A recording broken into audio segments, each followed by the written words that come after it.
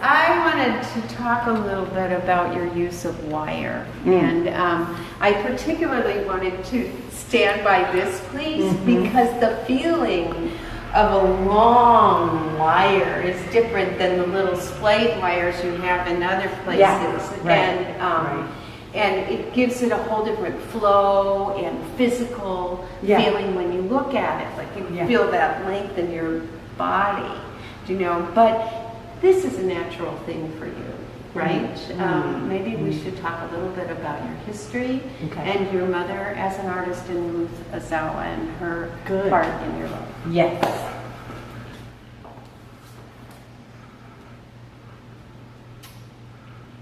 So first of all, you're talking about scale. Right.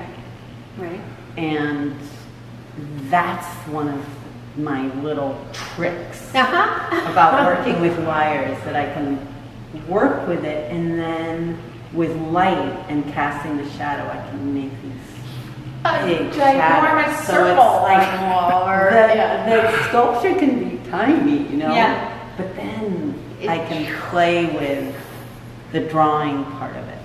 But the actual sculpture, I want big. I love working big. So I'll just say this piece started off with these long tresses, you know, unspooling it from the spool and straightening it and bending it and hooking it.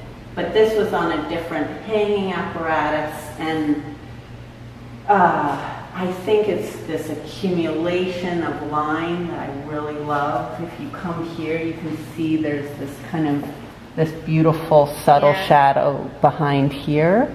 I would love to see the little breeze come by because they're all suspended. They're all suspended, you know, so they're just, they're unfettered or fettered in the least way possible, in the way that you hang things. You don't want them to be welded. You want them to be flowing. Is that right? Yes, it's true. And then this, like, there's a little loop here that's just so that the wire can hang in this little groove. So it's simpler. It was also looking at the pine branch and kind of seeing, like, wow, there's this little sac that holds all this beautiful, these needles. And so really trying to simplify my own use of the wire. I was just sitting in my living room looking at an image of my mom's work. And I didn't realize it, but I am completely speaking to her work.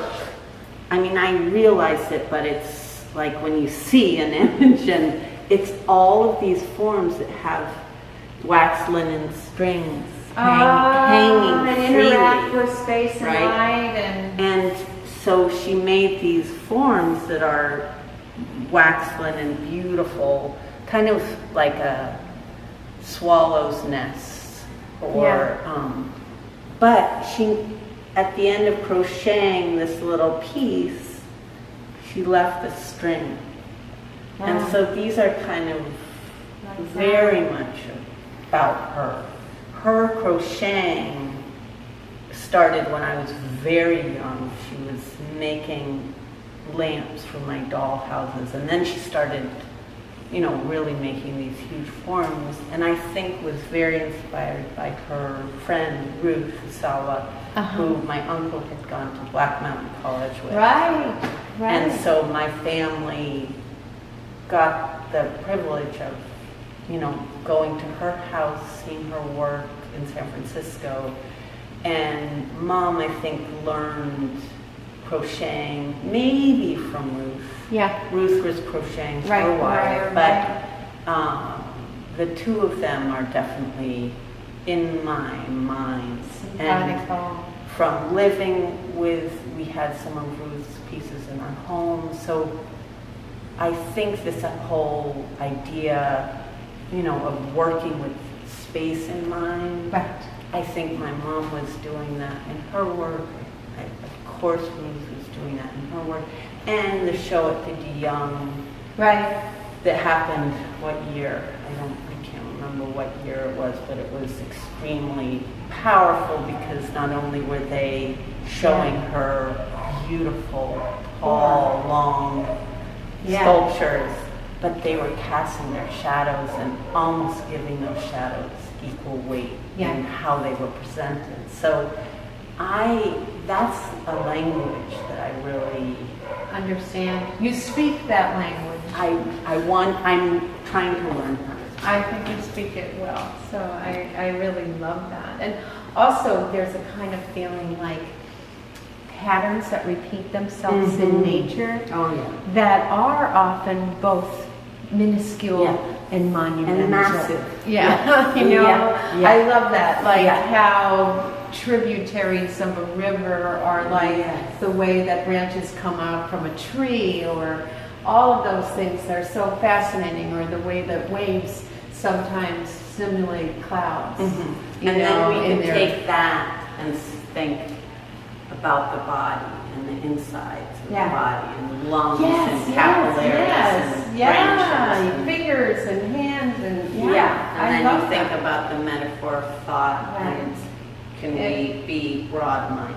Right. See, it's sort of an intuition that I think you have so well. I notice when we hang the show, you're so careful about space, about the rightness of the right amount of space around things. And I think that's an intuition about nature itself, about the way a space becomes dynamic because of the space around one object and